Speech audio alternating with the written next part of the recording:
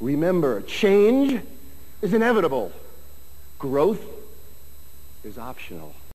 Folks, now I'd like to say something about our next speaker, if I may, our next guest speaker, I should say.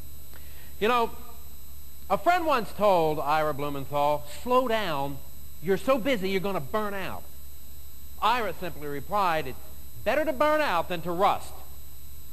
Now, Ira Blumenthal moved too fast ever to rust, let me tell you something. I mean, he is the president of Co-Opportunities, an Atlanta-based consulting firm that counsels world-class clients such as Coca-Cola, Nestle, Exxon, and others. He teaches at Notre Dame University and guest lectures at Michigan State University. He is regularly featured and quoted in national publications such as the Wall Street Journal, Brand Week, USA Today, and more. Ira is also an award-winning author with a new book coming out later this year. He sits on several civic boards and coaches 3 different youth sport teams. You know what? I don't know how he does. I was tired just reading this. I don't know how he does it all. Ladies and gentlemen, please welcome Ira Blumenthal.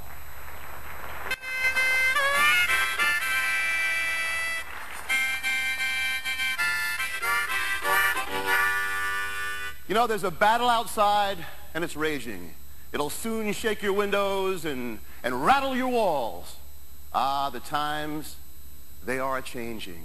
When folky futurist Bob Dylan wrote those lines, he also added, the line it is drawn, the curse it is cast. The first one now might later be last. Ah, the times, they are a-changing. We've done a lot of work over the years for a little company in Bentonville, Arkansas called Walmart. No longer are they walking the halls in Arkansas talking about retail. They are talking about e-tail. It's no longer brick and mortar. It's click and mortar. Now, I'm not saying that's good, and I'm not saying that's bad. I'm saying it's real. We need to, in some way, shape, or form, develop a plan for it. I know that each and every one of you ascribe to a business plan, perhaps a marketing plan, perhaps a long-term plan, perhaps a contingency plan. You also need to have a plan that is defined by the specific changes that we all know will continue to unfurl in our world, and what you plan on doing about it, how you plan on getting ahead of it. A plan that absolutely focuses on dealing with change. The most important constant in our world. You've heard it a million times. You've heard it since you were a kid. Change, change, change. It's not new. But oh, by the way, if we don't deal with it, we will, in fact, find ourselves falling short in some way, shape, or form, like the Eastern Airlines, and like the Howard Johnsons, and like the Sambos, and like the Sankas, and I can go on, okay, with brands that no longer exist. I'm just going to read a couple of quotes, okay, written by Mr. Marriott. The majority of businesses that we're in today didn't exist in the company's portfolio 20 years ago. And oh, by the way, many of those businesses you invented. A critical ingredient in our evolution has been a willingness to experiment. Sometimes we struck gold. Sometimes we stumbled. Change is to business what oxygen is to life. You talk about optimism, folks. This guy, at 94 years old, married his 19-year-old secretary. No, that's not the optimism. Don't get too excited yet. That's not the optimism. They bought a house next to an elementary school. That's optimism. How many of you believe in business planning? You realize what kind of business plan you've got to have to go from 2,900 to 53. You're talking quantum leap, folks. You're talking about strategy, vision, understanding that, I mean, it's incredible.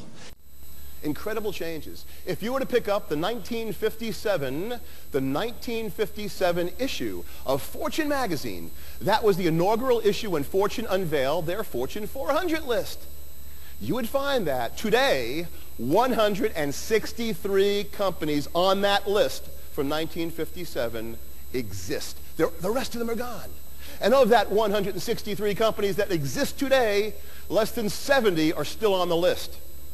If you were to look back at the year 1900, and look at the top 100 companies in the United States, you would find that 17 of those companies exist today.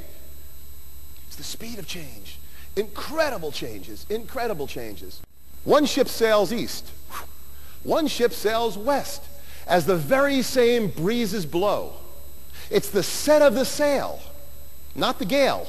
Not the wind, not the winds of change. It's the set of the sail that bids those ships where to go.